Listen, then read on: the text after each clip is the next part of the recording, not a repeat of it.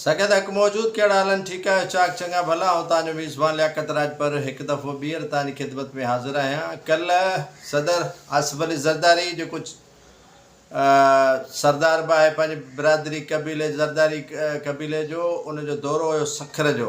सॼो ॾींहुं गर्मीअ में अॻुवाण बीठा रहिया उन जे इंतज़ार में। घिटियूं रस्ता सभु ब्लाक शाहाना प्रोटोकॉल सदर साहिबु ज़ाहिर हक़ आहे उनजो, उनखे मिलणु खपे। उनखे न मिलंदो त कंहिंखे मिलंदो? ॿियो केरु आहे हिते? जलाल महमूद शाह खे प्रोटोकॉल अहिड़ो मिलणु खपे, या मुमताज़ भुट्टो साहिब जे पुट खे मिलणु खपे, या चंगेज़ खान मलिक खे मिलणु खपे, या ॿियनि खे जेके हिज़्ब इख़्तिलाफ़ जे जमायतुनि में आहिनि अरबाब रहीम खे। यकीनन सदर आहे पाकिस्तान जो, उनखे प्रोटोकॉल मिलंदो। ऐं उहो इजलास करणु आयो सदर आसिफ अली ज़रदारी। मां यको खोजना में हुयुसि त को अहम ख़बर हूंदी, को ऑपरेशन तेज़ करण जो फ़ैसिलो कयो वेंदो, धाड़ेलनि जे ख़िलाफ़ का रिआयत न हूंदी, ऐं ॾोहारनि जे ख़िलाफ़ सरगर्म हूंदा, ऐं सरदारनि जे ख़िलाफ़ वट पकड़ हूंदी। भोतारनि खे चयो वेंदो त पंहिंजा ॾोहारी असांजे हवाले कयो, ऐं वॾी तवक़ यकीन कयो त आसिफ अली ज़रदारी जे जेको सखर वारो दौरो हुयो अमन अमान जी सूरत हाल ते, त अमन अमान कीअं क़ाइमु कजे, कीअं बहाल कजे।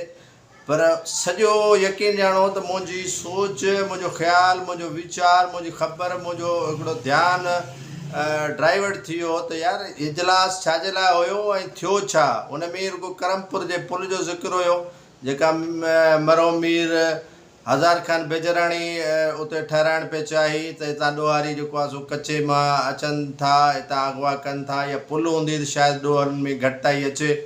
उन पुल जी तकमील जी ॻाल्हि थी, जरगा कोठाइण जो फ़ैसिलो कयो वियो, ऐं वॾनि नंढनि ॾोहारनि खे आम माफ़ी जो ऐलान कयो वियो, ऐं उन्हनि खे क़ौमी धारे में आणण जो शेड्यूल जारी कयो वियो। हेॾा माण्हू जा बेगुनाह खून थी विया, क़त्ल थी विया, ऐं यकीन ॼाणो त आसिफ अली ज़रदारी सरदारी निज़ाम खे मज़बूत करण जो फ़ैसिलो कयो।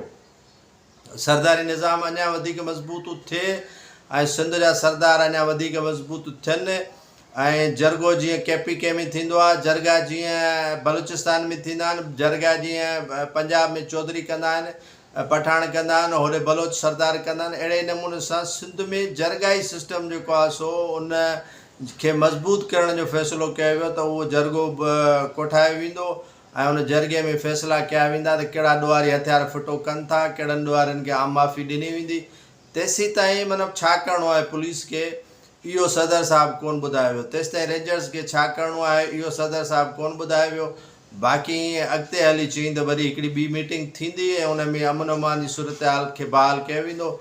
प्रेस ब्रीफिंग सदर जे तर्जुमान तरफ़ां न ॾिनी वई।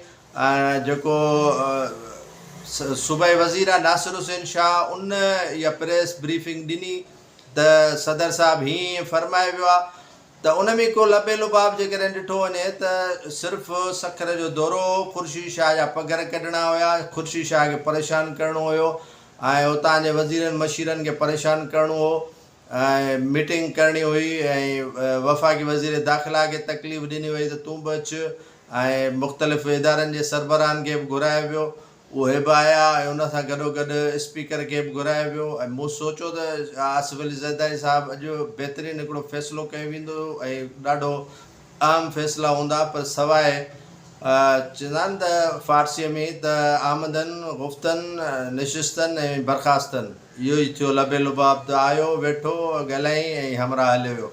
को सिंध जे अमन अमान ते को बि हुनखे फ़िक्र न अॻु हुई, न हाणे आहे, न ई वरी जेको आहे सो अॻिते जे लाइ हुनखे का फ़िक्र थींदी त सिंध जो छा पियो थिए, सिंध जो छा करिणो आहे, सिंध जे सरदारनि, जागीरदारनि, भोतारनि खे कीअं जेको आहे सो मज़बूत कजे। इहो ई हिकिड़ो आख़िरी हल ॾसे वियो, ऐं उन आख़िरी हल ते सिंध हूअं ई हले पई, अॻिते बि हलंदी, छो त पाण साईं जन सरदार आहिनि, ऐं सरदार सरदारनि खे मज़बूत करण जे लाइ आया हुआ।